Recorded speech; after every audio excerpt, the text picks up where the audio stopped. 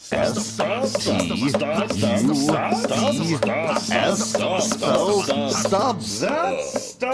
right, so the next award is the Alfred. The Alfred. The Alfred. Alfred? Alfred. Alfred? Alfred. The Ferd. Alfred. Yes.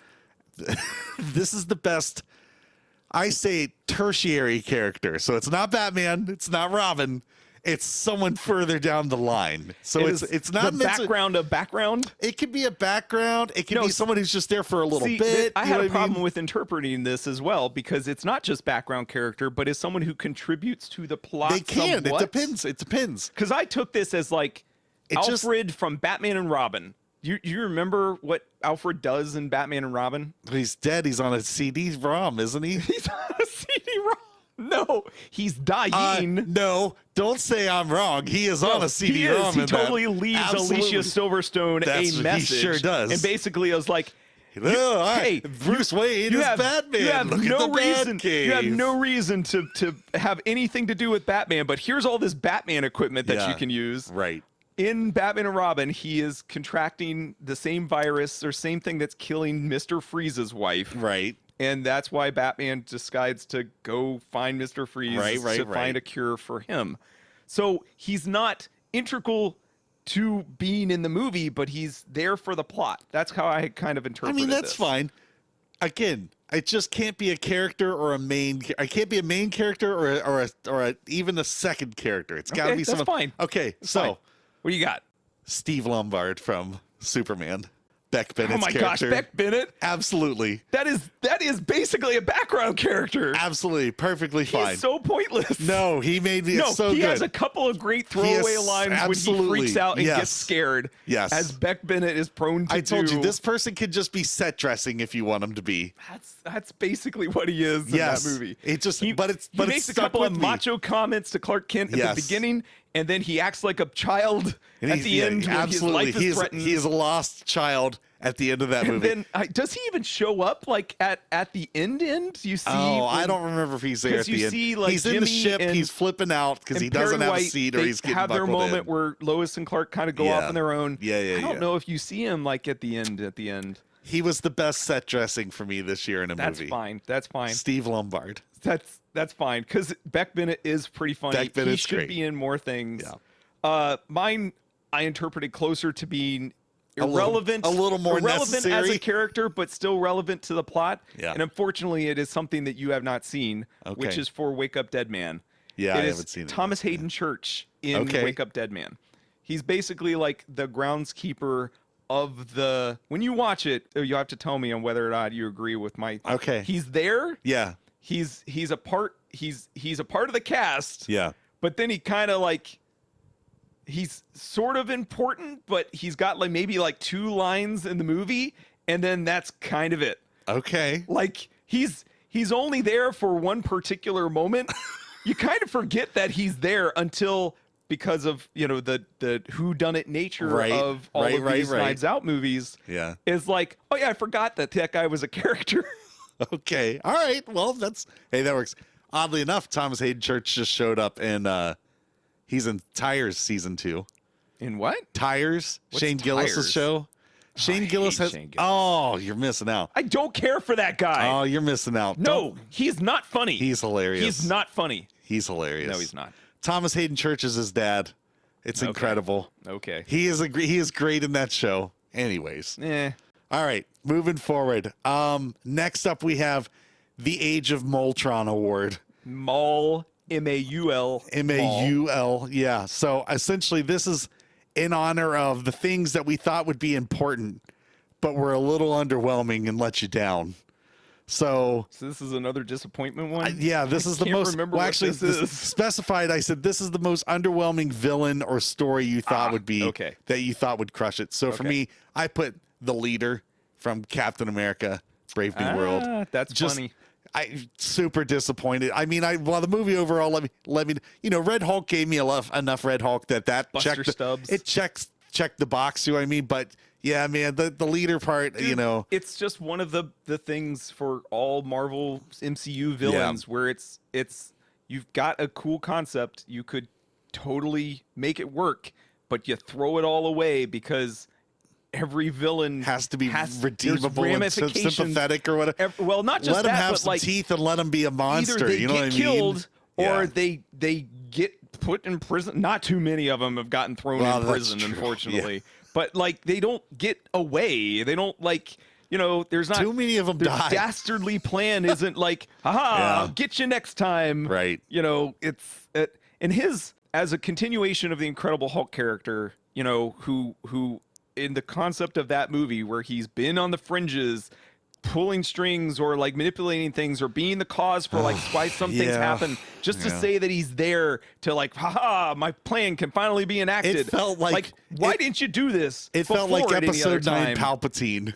He waited for General Ross to get into a position of power where he could finally get his revenge. Yeah. When he could have done that at any other point in time. It's just convenient. At any point, convenient that it was now. At any point, Sam could have said, somehow the leader returned. Somehow. Tim Blake Nelson has returned. Tim Blake Nelson has returned. So that was it was just really underwhelming. Well, you know what I mean? And I can totally get that, especially the design, especially seeing what he could have looked like what before. he could have been. Yeah. It just should have. And this, goes to where MCU is just, they just don't want to double down on how the fantastical thing of it. That's why Superman's so great, is that it doesn't matter. You've got a giant monster kaiju that's running around the city. Sure. Who cares? Yeah. You've got a dog who's got heat vision and can fly around and stuff. Who cares? Yep. Give that giant villain a big old flipping head. Who cares if it looks stupid? Yeah. Why not? And make him awful. Make him awful. Make him mustache twirly. Yeah. Give him something. All right. What'd you have, buddy? Mine was also, it's a kind of a twofer. And Okay. I've got a reason for this. But the big one, obviously, is the obvious one. It's the opposite of the opposite Marvel movie. It's Galactus. Okay. He's so dumb in it. As great as he should be in that movie, going after a baby is such a dumb motivation, which I get in the context of like the characterization and what he means and stuff. The bigger and what it's Marvel supposed to movies do. and stuff itself. Sure. But like he shows up on that planet just to go after that baby, and he takes it like the insignificance of humans and stuff. Oh no, I'm totally gonna fall. He falls for like the easiest trick in the book. He's this cosmic being who's lived since the beginning of time and stuff, and he gets tricked. First rope-a-dope. It is a rope-a-dope. It's the first. This is his first encounter with the rope-a-dope. Right. And he fails. I guess like no other civilization has given him any kind of they're reason, too afraid. They're too afraid. Either too afraid or they haven't stood up against him and stuff, and he's just been either able to conquer those worlds and eat them, or no one was smart enough to do a double fake with a baby. And he falls for it. So like I don't know. Plus it's just so dumb that he spares Silver Surfer's planet and stuff just because she like appealed to his sensibilities and stuff. I don't know. It's a dumb villain. He spared her because plot, because they wanted a Silver Surfer pretty much, right? Obviously, yeah. It's like he's not in the comics and stuff. He's very one-trick pony and stuff as it is and everything. He is, But he has his moments where it's like he doesn't have grand plans for anything or anything like that. Yeah. He just has the hunger. He's basically Godzilla. You got to just kind of dissuade him or push him to the side or like hope to distract him so that he doesn't like come after you. Yeah. But I don't know. It was a little underwhelming. No, I think that's fair. Which is unfortunate because I think they scaled him and made him look pretty good. Sure, he looks visually. Awesome. It looks cool. He looks I'm with He's you in the sense of what you would want for a live-action Galactus. That movie would have benefited if he felt a little more formidable.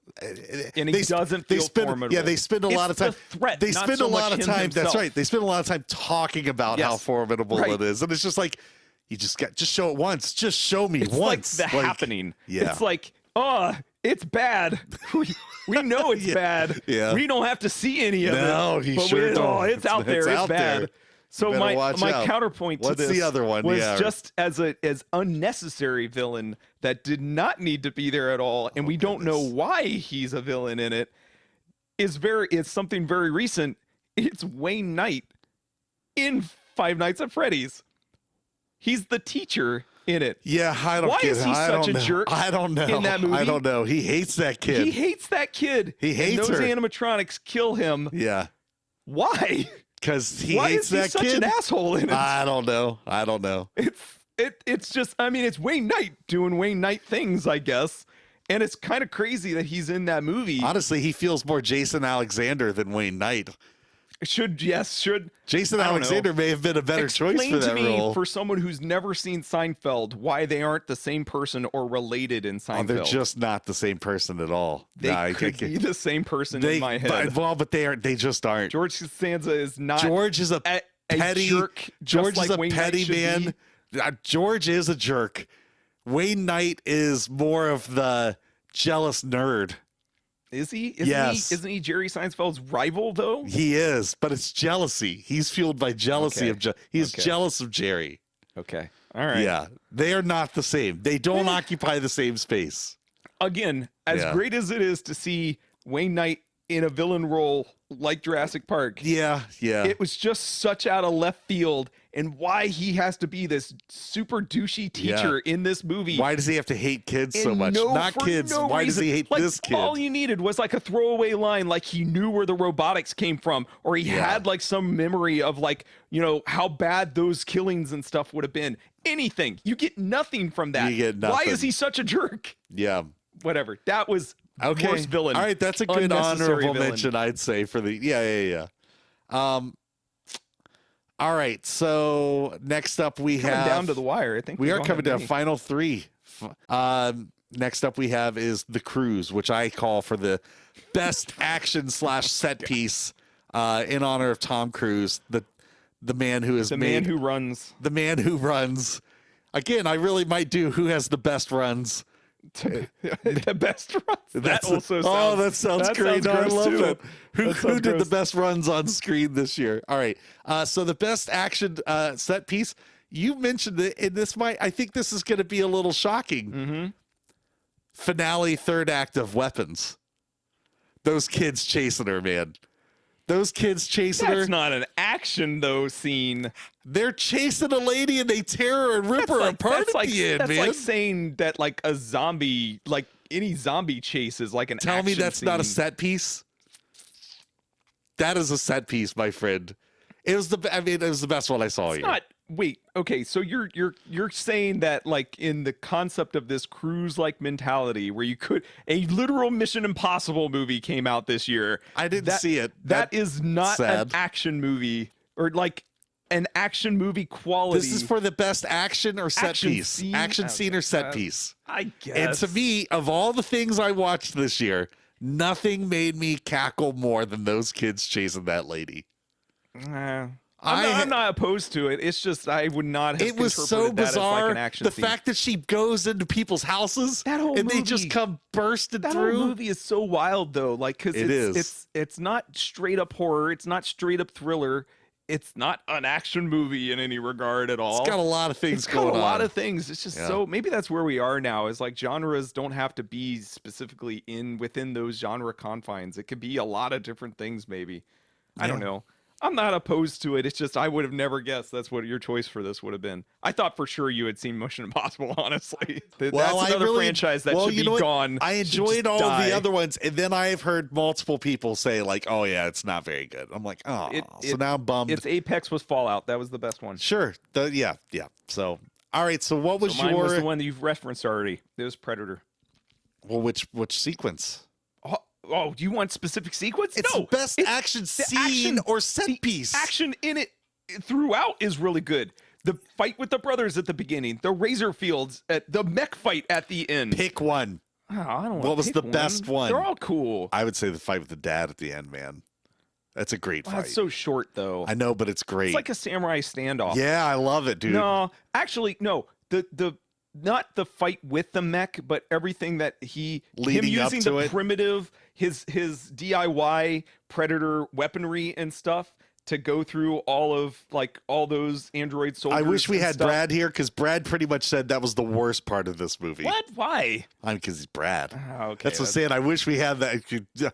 I was bummed that he didn't stick around to do that episode with us. My brother is more pessimistic than I am. He loves in a lot of ways. Predator too, right? Like he has a very locked mindset of what that should be, and I was like, this movie is not what Brad wants out of this IP, because it's right? not rated R. There's no blood in it at all. They're not killing humans, they're killing robots in it. So it is again, looking at it from Kelsey's perspective, it's a great entry point for somebody who has no knowledge of any of this.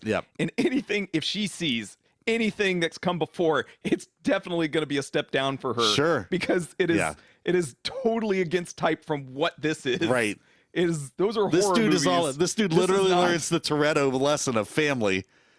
And he does learn about family. The other ones are the opposite of that. Yeah, pretty much. But that's what I liked. I liked the DIY fights, just because we've seen all of the tech and stuff throughout all the Predator movies that they could potentially have, or like, you know, some evolution of it or something. But for it, and not like Prey. Prey was like a downgrade of the stuff that we've seen before. It's Proto-Predator or whatever, right? Plasma caster that he uses on his shoulder. It's a spear thrower thing that tracks through the laser. This is, you know, I mean, does it make sense that he's got some little eel thing that can shoot corrosive acid on his shoulder that he's giving commands to, I guess? No, but it's a cool, like, surrogate for what it's supposed to be. Sure. It's just fun. It's fun. Stupid fun. Hey, again, that's why I said that was the biggest, funnest movie. I'll take that over Tom Cruise running any day. Yeah, running and screaming in airplanes crashes. S-T-U-B-S spells Stubbs. S-T-U-B-S spells Stubbs.